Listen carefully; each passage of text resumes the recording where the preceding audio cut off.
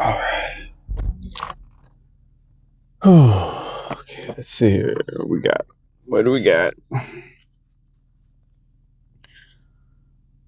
Focus on your greater goal, your destiny.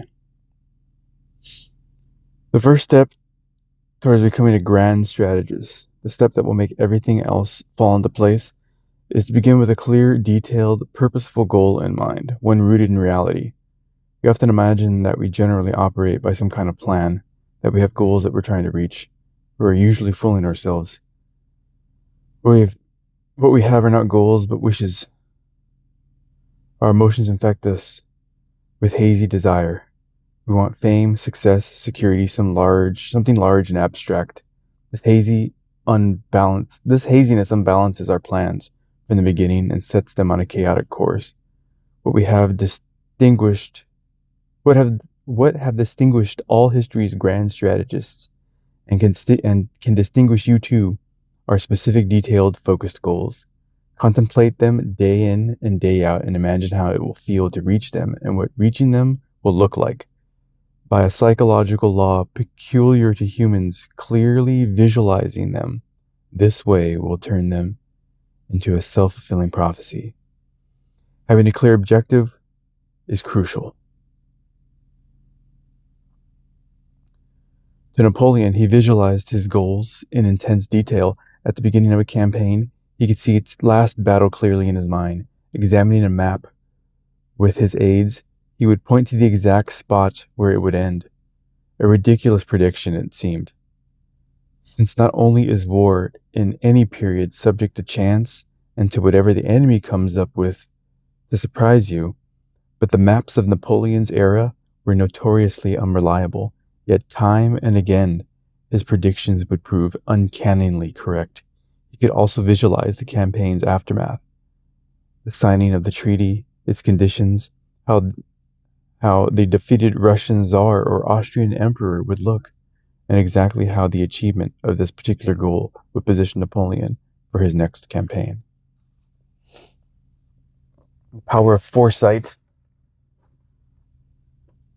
Being able to see deeper and more clearly into the future.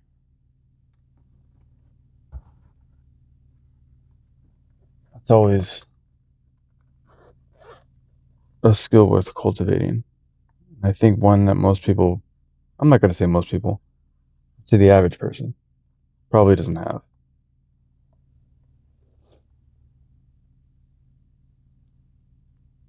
I think it's harder for people, especially in this modern day, to have something like that. I guess it all depends on how you were brought up too. I would venture to guess that the average person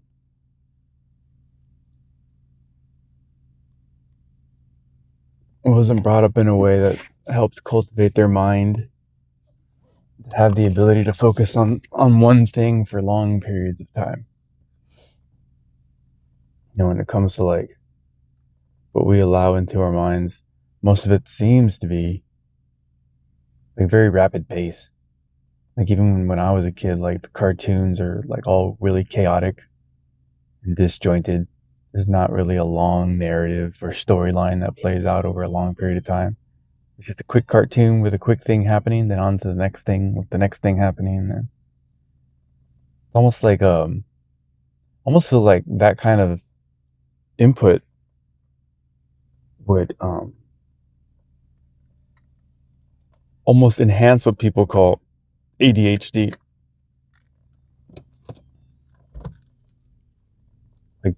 Like the mind's inability to settle on a thing for a long period of time. That's what ADHD seems to be.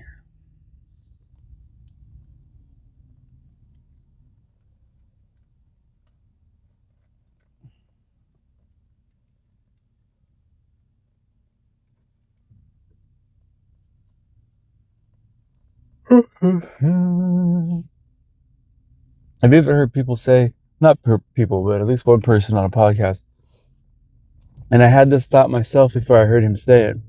So I was like, oh, that's interesting. He's kind of saying what I said, or what I've been thinking. So like people who tend to have ADHD, it's like there's like two sides to it. There's like the side where they can't focus on certain things for any meaningful period of time, but then when it comes to something they're super interested in, they can hyper focus on it, and that's when it becomes like a superpower. But like the drawback on that is now like nothing else gets in, because their mind is so consumed in the one thing that they're focusing on that nothing else can penetrate into their consciousness. But if you're like focusing on that energy on a skill or a task or something that's like healthy, I guess it could be a good thing. So I thought that was funny that somebody else actually kind of thought the same thing. See what the day brings. Oh, what's funny is I'm a dog job yesterday, and I kind of overheard a conversation with a client that came in, and they were going over like pricing plans for, because you could buy packages, of daycare, packages, 10 days for this amount or however, whatever it was. And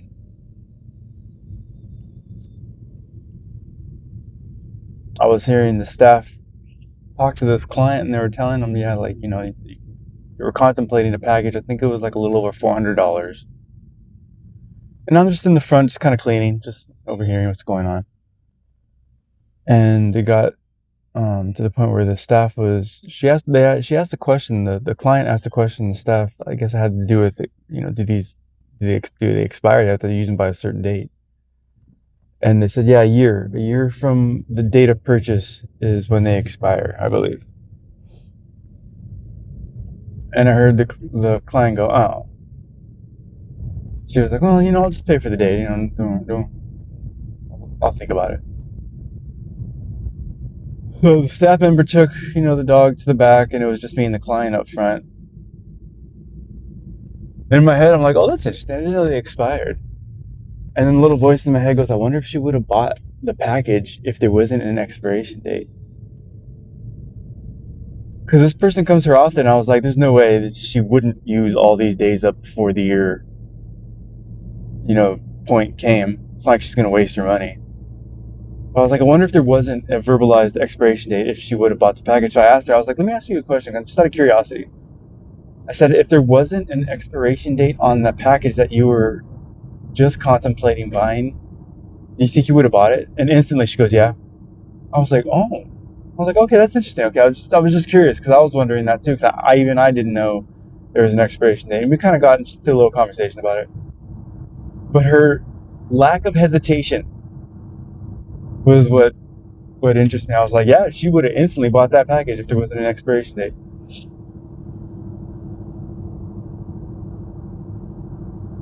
But I thought that was interesting. Like, I'm not too good a business person, or, I'm an inexperienced business person, but like, especially for like a client that is going to use all those up, like, you just passed up on, a bigger sale.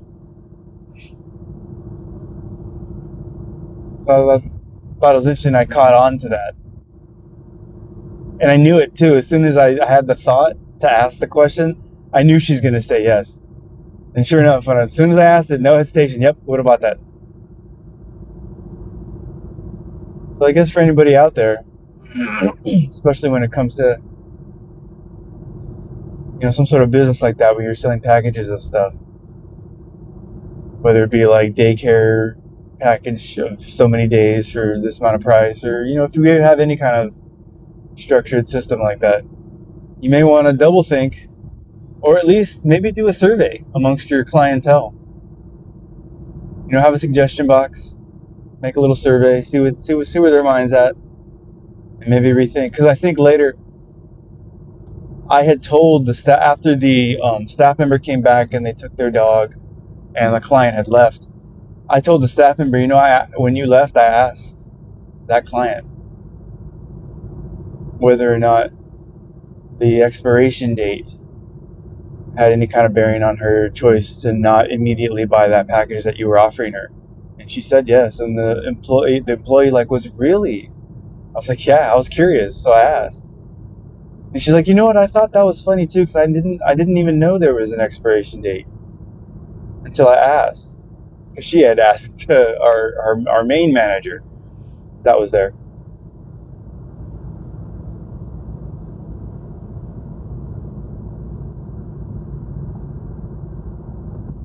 So she's like, you know what? Let me call the owner, because the owner wasn't there, and I was there while she was on the phone.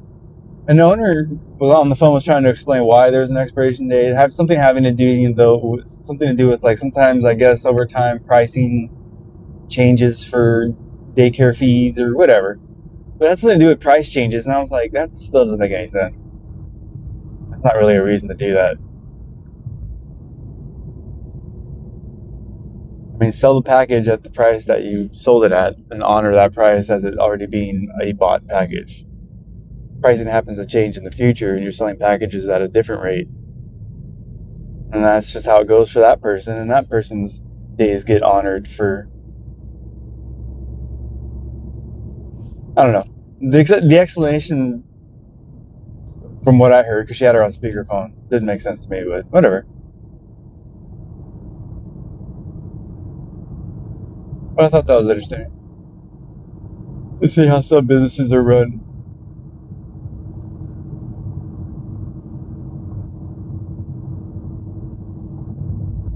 Because to be honest, I'm even kind of thinking of putting together like training courses that I guess could be bought in packages. So this was kind of interesting to me too.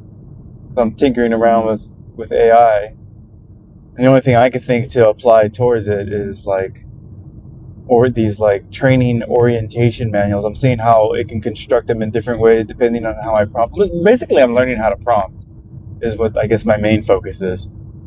And I'm using what I know in terms of, canine behavioralism and dog psychology and all that stuff. That's what I'm using as my format to play with prompts. So it's interesting to see what it's coming up with. And if I could, if I wanted to, this is what I could apply it towards.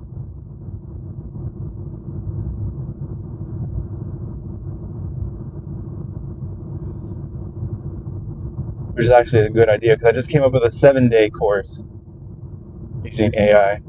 I should probably drop that down to like a 1-day course for just a one-off package, maybe like a 3-day course, or like a full-blown 7-day course. See, another idea. Play with AI with.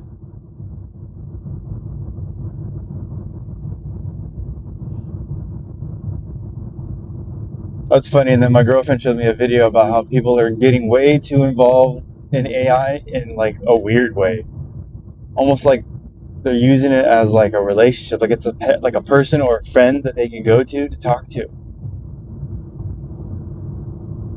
And I'd heard these stories, and this is kind of what the video was touching on.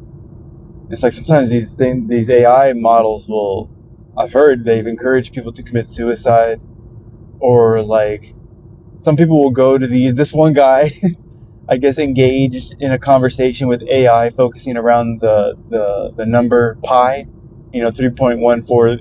If anybody who doesn't know, pi is an infinite number.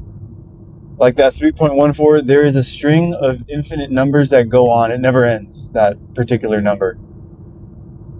And I guess he got into a conversation with it. I forget what he thought he discovered based off of pi. But it was all wrong. It was none of it was real. And then this other guy got into a conversation about simulation theory with pi. And in my mind, I'm like, you guys are using this all wrong. Because how I understand AI to work is it's a large language model which is fed pretty much all the information that particular company has fed into it. So let's just say it. So when you're engaging in something that's theoretical and that has no foundation in actual physical knowledge, then it's going to spit out just. It's all like I don't want to say made up. What's the word? It's theoretical. It's not. There's no. But these people were taking it like it was giving them like the real answer. Like, it's not real. If your prompt is based on theory, the answer is going to be based in theory. It's not going to figure out anything for you, and that's not how I use it. I would never think to use it that way.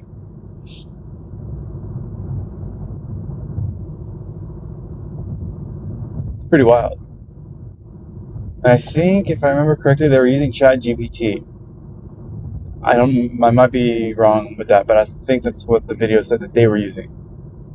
Pretty sure all the different AI models do this.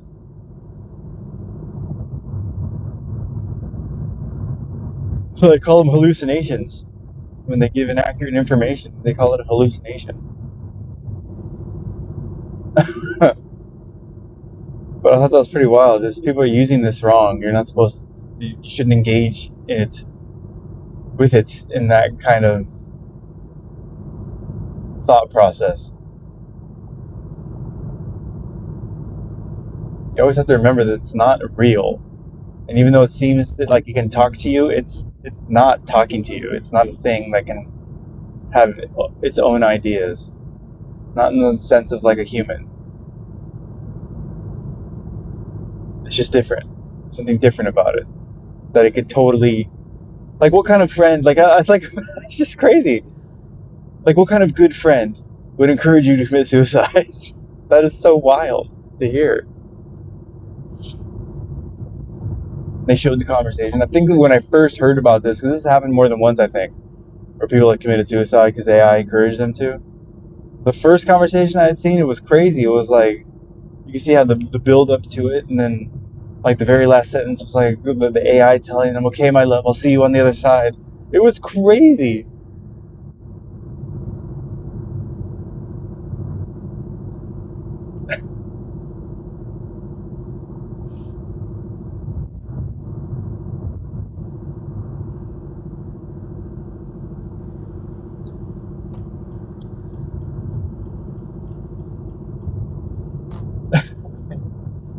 That's what happens when you get lonely. Just get a dog. Want something to interact with? Just get a dog. You'll get a more honest conversation with a dog.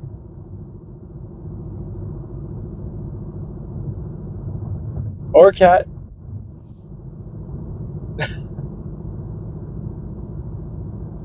Pretty wild.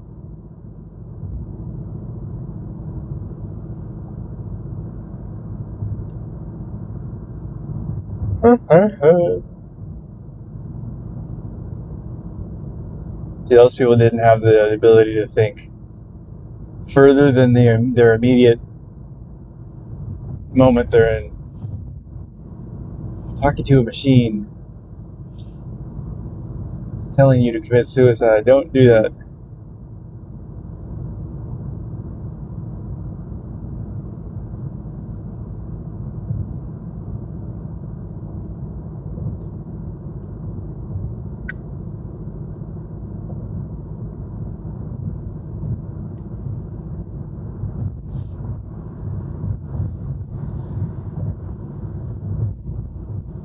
Well, pretty good day yesterday with the dogs.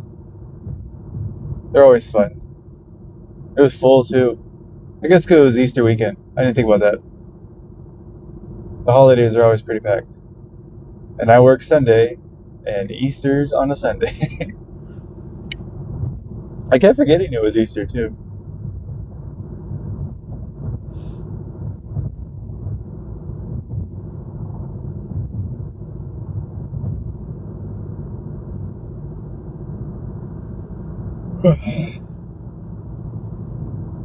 Well, these people are moving.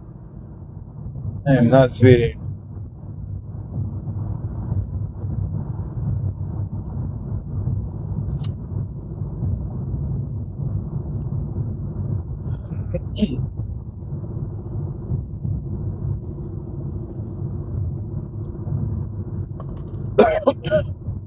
Man, that first drink out of the cup seems to always want to shoot straight to the back of my throat and choke me now.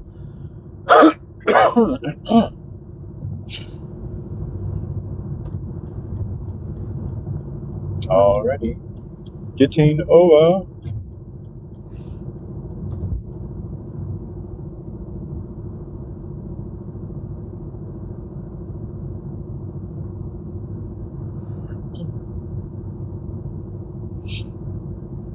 But yeah, these training courses I'm making with this AI it's pretty interesting how it can just come up with stuff like that.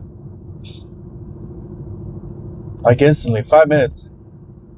Type in 2 paragraphs, make your sentences short and concise, give clear commands, and visually stimulating word structure. And what it can come up with is absolutely fascinating. A 5-sentence paragraph can come up with so much.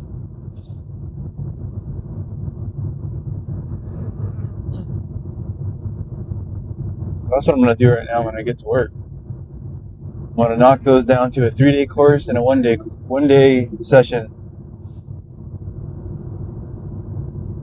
and see what it does.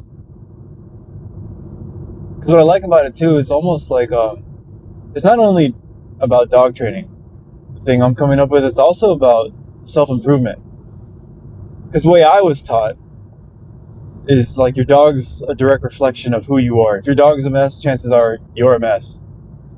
If your dog is very structured and very command oriented, that tends to be a reflection of how your mind is. That's what you put into your dog. So a lot of it has to do with leadership and accountability in terms of your behavior and your energy. So it's cool because that's how I prompted this course to be. I should actually next video read the prompt I gave it.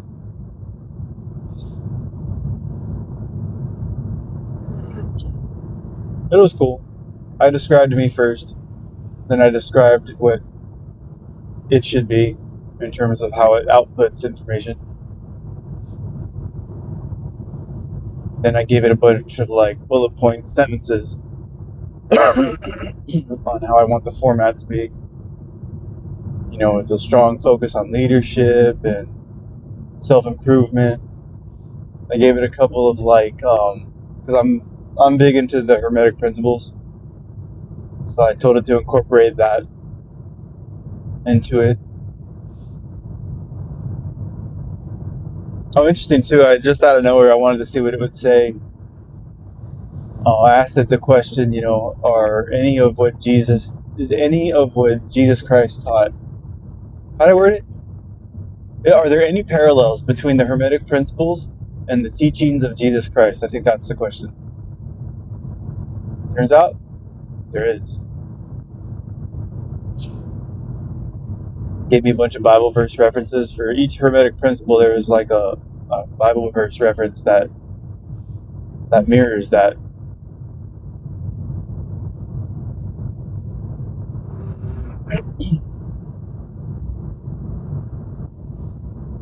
I think that's how I use AI. So if I have an interesting question, like, see what it says. And that's funny. That dude's dog is completely hanging out the window, enjoying his morning ride.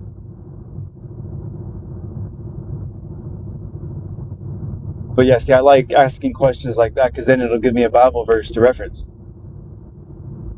So it's not like it's just making stuff up. But if you're gonna ask very like high level, like unanswerable theoretical questions, you're gonna get a bunch of if you're gonna speculate, it's gonna give you a speculative answer. But if you base your answer on more real world, now that I just thought about that, this book I read, the 33 Tactics of War, a lot of it is based off of Napoleon. Apparently Napoleon's mind when it came to strategy is unmatched, because a lot of what this book draws upon, it's always referencing Napoleon. So I should get a book on Napoleon.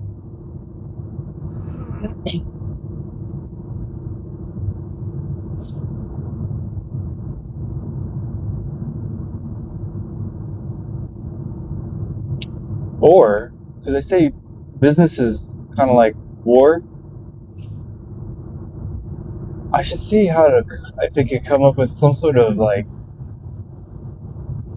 not even really sure, but some sort of like maybe business plan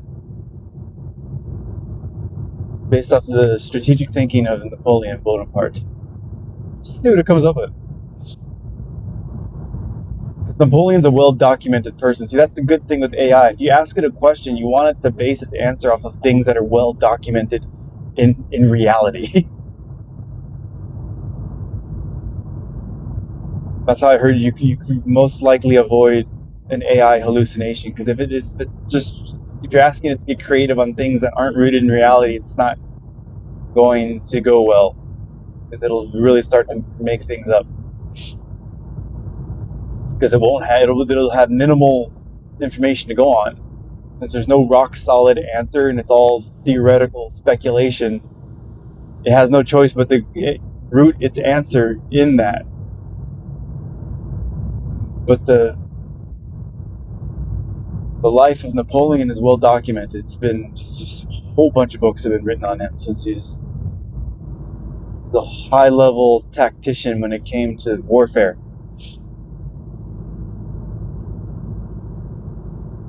And strategic thinking. So when it comes to business planning, I wonder what I could get AI to do for me.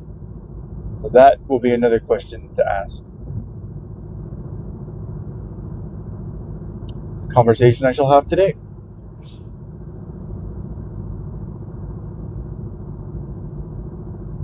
How else could I use this? To be honest, I'm really trying to think of ways to use this to generate money. Like some sort of get me going with some sort of like side gig that maybe I could cultivate into my main gig.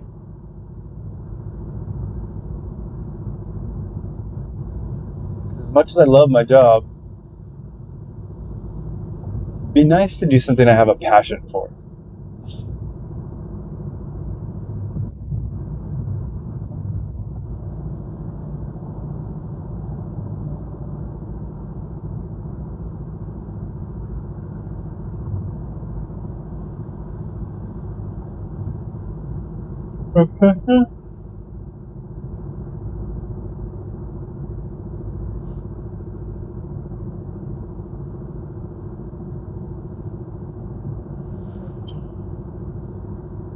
I know I'm big on leadership. I'm definitely big on self-improvement.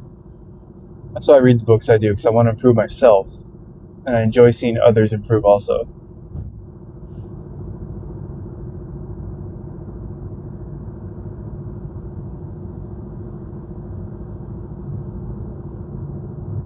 Yeah, I like to enlighten people with the things that have enlightened me.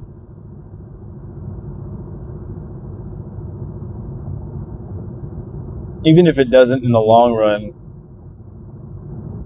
when I relay some of this stuff to people, even if just for the moment you see them go, oh man, I never thought of that. You see their eyes go, like Ryan really starts to think. I like that.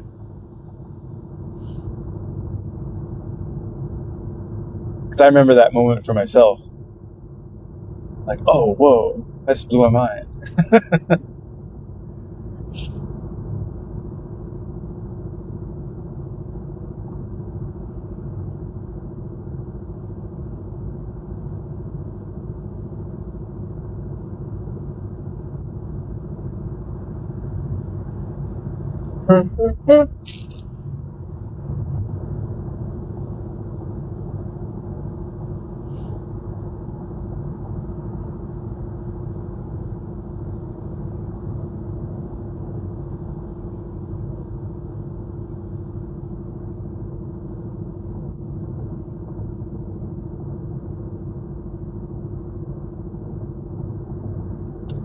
Actually, that actually makes perfect sense.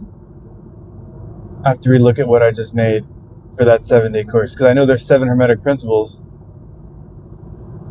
So maybe if I reformat my prompt to completely base this off the Hermetic principles, one day for every day of the week.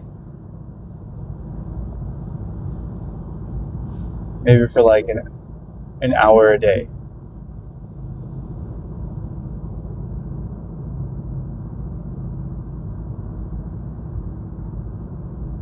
And then I have to find out a way to start advertising this.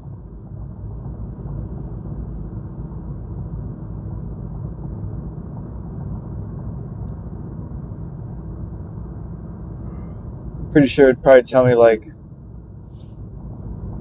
start like spreading this out in terms of advertising like at least 3 months ahead of time to generate enough interest to get a lot of people to want to attend. And I don't even know. First, I need to get the information down so I know what I'm talking about and I don't sound like a fool in front of a bunch of strangers.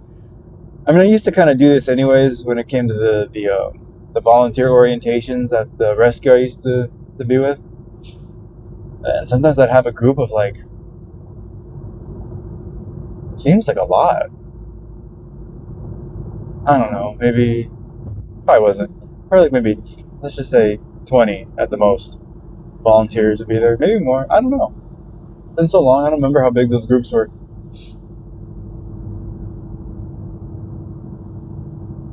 But we'd all go out for a group walk and I would just start talking.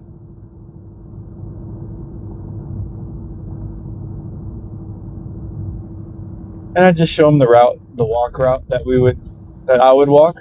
I would just take them on my walk and talk to them about the dogs. And it's funny, so much of what this AI came up with is so much of what I say when I was out there with them.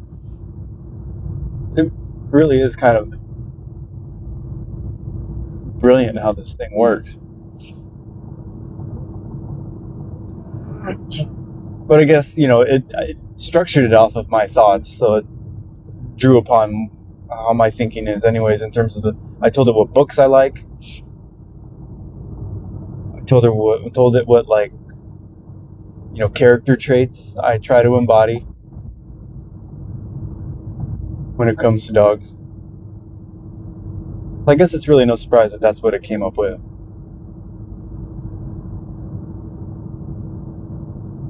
But just the flow of it, really, really cool.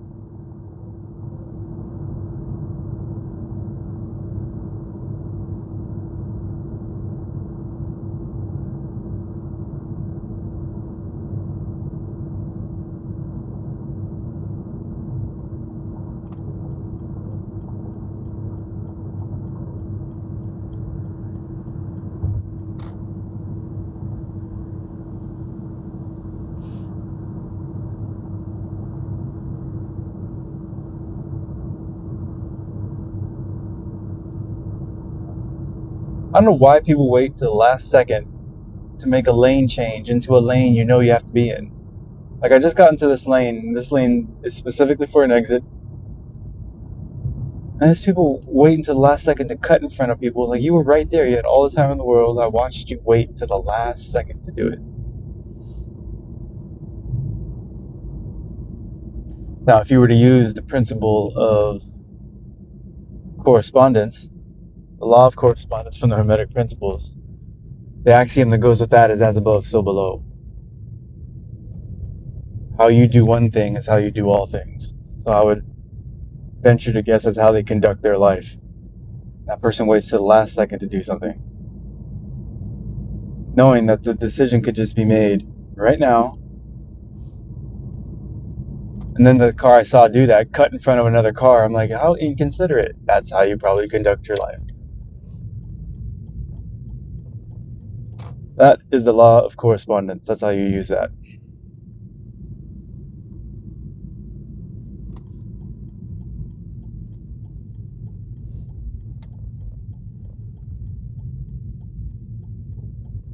Oh, that kind of ties into the whole idea of being a grand strategist, the ability to look further ahead into the future and make educated decisions based on the information at hand.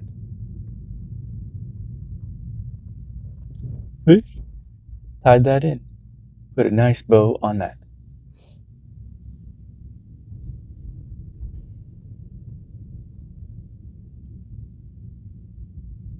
Alrighty.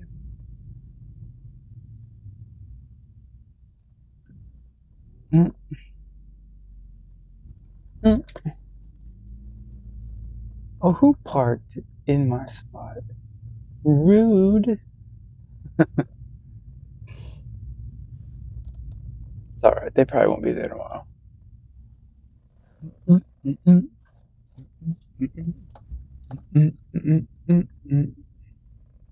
And boop.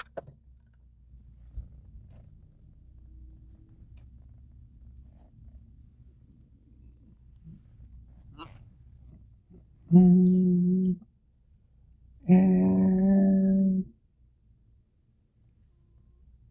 right there. Alright. I have arrived at my destination. Everybody have a great day. Everybody think ahead. Let's go to work.